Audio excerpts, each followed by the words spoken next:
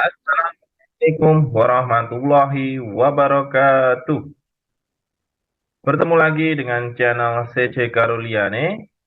Kali ini kita akan membahas prediksi soal PPPK Guru PPKN tahun 2023. Kompetensi teknis disertai dengan kunci jawaban dan pembahasannya.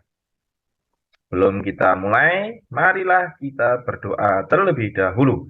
Berdoa mulai. Berdoa selesai. Baiklah, kita menuju nomor 1. Bhinneka Tunggal Ika adalah moto atau semboyan bangsa Indonesia yang tertulis pada Lembaga Negara Indonesia, Garuda Pancasila. Frasa ini berasal dari bahasa kuno yang artinya adalah berbeda-beda tetapi tetap satu.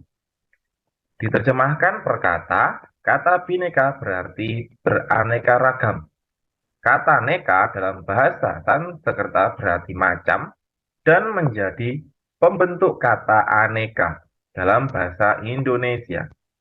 Kata tunggal berarti satu, kata ika berarti itu. Secara harfiah, Bhinneka Tunggal Ika diterjemahkan beraneka satu itu, yang bermakna meskipun beraneka ragam, tetapi pada hakikatnya bangsa Indonesia tetap adalah satu kesatuan. Semboyan ini digunakan untuk menggambarkan persatuan dan kesatuan bangsa dan negara kesatuan Republik Indonesia yang terdiri atas beraneka ragam budaya, bahasa daerah, ras, suku bangsa, agama, dan kepercayaan. Pengamalan Bhinneka Tunggal Ika harus kita terapkan dalam titik. A. Kehidupan bermasyarakat dan bernegara. B. Kehidupan antar masyarakat sesama suku. C.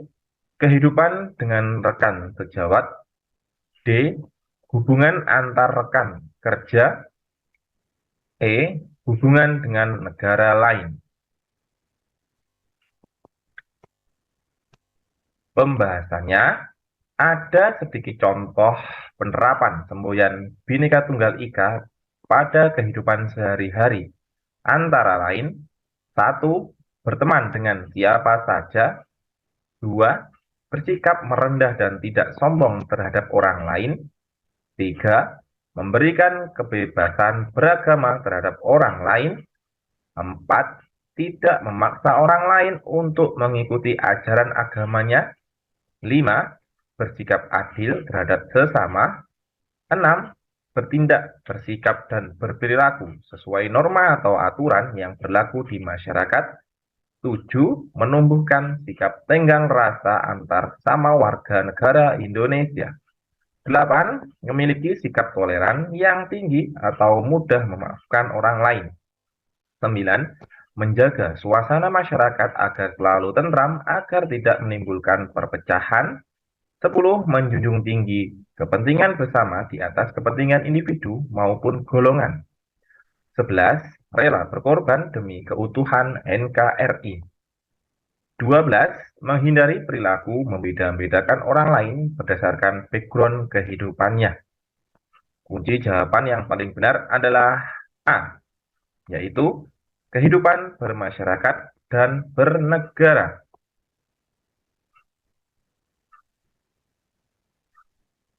Nomor 2, kekerasan dalam rumah tangga disingkat KDRT adalah tindakan yang dilakukan di dalam rumah tangga baik oleh suami, istri, maupun anak yang berdampak buruk terhadap keutuhan fisik, psikis, dan keharmonisan hubungan sesuai yang termaktub dalam Pasal 1 Undang-Undang Nomor 23 Tahun 2004 tentang penghapusan kekerasan dalam rumah tangga UU PKDRT. Kekerasan dalam rumah tangga adalah penyimpangan sila ke titik. A. Sila ke-1, B. Sila ke-2, C. Sila ke-3, D. Sila ke-4, atau E. Sila ke-5.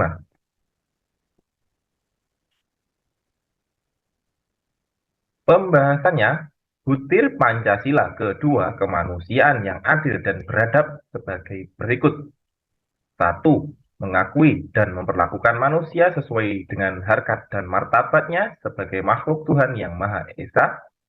2. Mengakui persamaan derajat, persamaan hak dan kewajiban asasi setiap manusia tanpa membeda-bedakan suku, keturunan, agama, kepercayaan, jenis kelamin, kedudukan sosial, warna kulit, dan sebagainya. 3. Mengembangkan sikap saling mencintai sesama manusia. 4. Mengembangkan sikap saling tenggang rasa dan tepo seliro. 5. Mengembangkan sikap tidak semena-mena terhadap orang lain. 6. Menjunjung tinggi nilai-nilai kemanusiaan. 7. Gemar melakukan kegiatan kemanusiaan. 8. Berani membela kebenaran dan keadilan. 9. Bangsa Indonesia merasa dirinya sebagai bagian dari seluruh umat manusia. 10. Mengembangkan sikap hormat, menghormati, dan bekerja sama dengan bangsa lain. Kekerasan dalam rumah tangga merupakan penyimpangan butir kelima, yaitu mengembangkan sikap tidak semena-mena terhadap orang lain. Jadi, di sini jawabannya adalah B, sila kedua.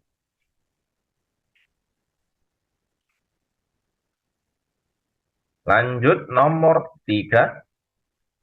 Integrasi nasional seharusnya dimulai dari pejabat negara sehingga bisa memberikan contoh bagi warga negara. Salah satu tindakan pejabat negara yang tidak mendukung integritas negara adalah praktek korupsi. Komisi Pemberantasan Korupsi (KPK) merupakan lembaga negara yang dibentuk untuk menyelidiki kasus kejahatan luar biasa korupsi, kolusi, dan nepotisme (KKN). Berbagai kasus korupsi mencuat ke permukaan. KPK berhasil mengungkap dan menangkap pelakunya. Akan tetapi, kasus korupsi masih marak terjadi. Upaya paling tepat yang dapat dilakukan masyarakat untuk menghentikan praktik kejahatan luar biasa tersebut adalah A. Menjatuhkan sanksi berat terhadap terdakwa kasus korupsi. B. Menegakkan hukum setegak-tegaknya tanpa pandang bulu. C. Melakukan sosialisasi terkait tindak pidana korupsi dan dampaknya. D. Mengembangkan sikap sadar hukum dalam kehidupan mulai dari lingkungan terkecil. E. Membuat peraturan perundang-undangan tanpa memberi celah untuk berkembangnya praktik korupsi. Pembahasannya cukup panjang. Dalam penjelasan umum Undang-Undang tentang KPK disebutkan bahwa tindak pidana korupsi yang meluas dan sistematis juga merupakan pelanggaran terhadap hak-hak sosial, hak-hak ekonomi masyarakat, dan karena itu semua maka tindak pidana korupsi tidak lagi dapat digolongkan sebagai kejahatan biasa, melainkan telah menjadi suatu kejahatan luar biasa. Kalimat di atas bisa jadi merupakan salah satu alasan undang-undang ini mengatur kembali pemberian kewenangan penyadapan kepada KPK. Sekalipun kewenangan yang sama telah diberikan dalam Undang-Undang Pemberantasan Tindak Pidana Korupsi tentang dimungkinkannya alat bukti, petunjuk berupa informasi yang diucapkan, dikirim, diterima, atau disimpan secara elektronik dengan alat optik atau yang serupa dengan itu, dan dokumen, yakni setiap rekaman data atau informasi yang dapat dilihat, dibaca, atau didengar yang dapat dikeluarkan dengan atau tanpa bantuan suatu sarana, baik yang tertuang di atas kertas, benda fisik, apapun lain selain kertas, maupun yang terekam secara elektronik yang berupa tulisan, suara, gambar, peta, rancangan, foto, huruf, tanda, angka, atau perforasi yang memiliki makna. Dari keinginan rakyat yang diterjemahkan dalam undang-undang yang menyatakan bahwa korupsi merupakan kejahatan luar biasa, seharusnya membawa implikasi pada penanganan korupsi dengan cara-cara yang luar biasa pula, sekalipun tetap dalam koridor aturan hukum yang berlaku. Jadi jawaban yang paling tepat adalah B, yaitu menegakkan hukum setegak-tegaknya tanpa pandang bulu.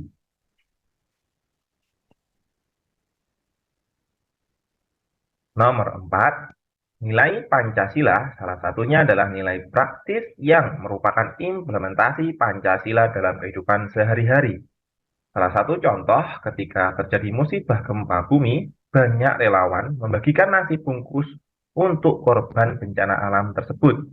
Aktivitas tersebut merupakan pelaksanaan nilai praksis Pancasila untuk sila A. Ketuhanan yang Maha Esa, B. Kemanusiaan yang adil dan beradab, C. Persatuan Indonesia, D. Kerakyatan yang dipimpin oleh hikmat, kebijaksanaan dalam permusyawaratan dan perwakilan, E. Keadilan sosial bagi seluruh rakyat Indonesia. Pembahasannya, nilai praksis, yaitu realisasi nilai-nilai Pancasila dalam kehidupan. Kata kunci, relawan membagi nasi bungkus untuk korban bencana alam merupakan bentuk mencintai sesama manusia dan tertuang dalam sila kedua. Nah, butir Pancasila kedua, kemanusiaan yang adil dan beradab sebagai berikut. 1. Mengakui dan memperlakukan manusia sesuai dengan harkat dan martabatnya sebagai makhluk Tuhan yang Maha Esa.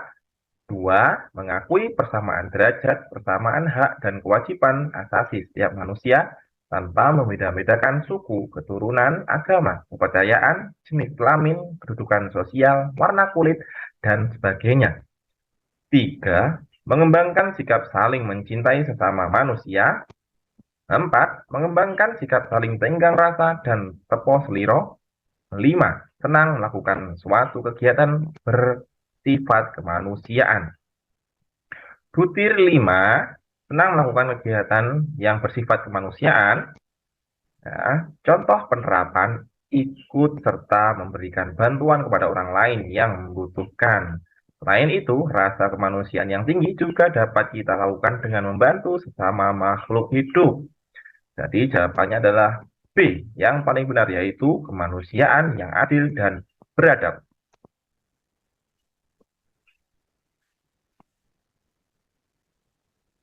Nomor 5, sebagai ideologi terbuka, Pancasila mengandung 3 nilai. Ketiga nilai tersebut meliputi nilai dasar, nilai instrumental, dan nilai praksis. Di bawah ini merupakan pernyataan yang tepat untuk nilai instrumental adalah A. Nilai ketuhanan yang Maha Esa dijelaskan lebih terperinci dalam pasal 28E dan pasal 29 Undang-Undang Dasar Negara Republik Indonesia tahun 1945. B. Pancasila terdiri atas 5 nilai, yaitu ketuhanan, kemanusiaan, persatuan, kerakyatan, dan keadilan. C. Menjaga ketenangan saat hari raya Nyepi merupakan wujud perilaku sesuai nilai ketuhanan yang Maha Esa. D. Pelaksanaan pemilihan umum presiden dan wakil presiden secara serentak merupakan implementasi nilai kerakyatan. E. Penyelenggaraan pemerintahan yang bersih merupakan perwujudan nilai Pancasila dan ketentuan dalam Undang-Undang Negara Republik Indonesia tahun 1945. Ini termasuk soal yang cukup sulit kalau kita tidak bisa membaca soal dengan teliti. Jawaban nomor 5 adalah pembahasannya. Kunci dasarnya yaitu nilai dasar sama dengan nilai utama. Nilai instrumental adalah penjabaran dalam undang-undang dasar dan peraturan. Nilai praksis yaitu implementasi. Analisis jawaban di atas. Nilai instrumental adalah penjabaran lebih lanjut dari nilai yang terkandung dalam pembukaan Undang-Undang Dasar 1945. Penjabaran itu dilakukan secara kreatif dan dinamis dalam batas-batas yang tidak boleh bertentangan dengan nilai-nilai dasar yang dijabarkannya. Penjabaran itu dalam bentuk ketetapan MPR, peraturan perundang-undangan, dan kebijakan-kebijakan pemerintah lainnya. Nilai dasar yaitu nilai hakikat kelima sila Pancasila, yaitu ketuhanan, kemanusiaan, persatuan, kerakyatan, dan keadilan. Nilai-nilai dasar tersebut merupakan esensi dari sila-sila Pancasila yang sifatnya universal. Nilai-nilai dasar tersebut terkandung cita-cita, tujuan, serta nilai-nilai yang baik dan benar. Cita-cita dan tujuan dari negara kita tercantum dalam pembukaan Undang-Undang Dasar 1945, yaitu alinea kedua dan keempat. Nilai praksisnya merupakan realisasi nilai-nilai instrumental dalam bentuk pengamalan yang bersifat nyata dalam kehidupan sehari-hari, dalam masyarakat, berbangsa, dan bernegara. Kunci jawaban yang paling benar adalah A, yaitu nilai instrumentalnya adalah nilai ketuhanan yang Maha Esa, jelaskan lebih terperinci dalam pasal 28E dan pasal 29 UUD Negara Republik Indonesia tahun 1945. Nah, sampai di sini dulu pembahasan soal PPPK, Guru PPKN di tahun 2023. Semoga nanti soal-soal yang kita bahas bisa keluar di ujian PPPK. Semoga bermanfaat dan sampai jumpa di video selanjutnya. Terima kasih. Saya akhiri. Wassalamualaikum warahmatullahi wabarakatuh.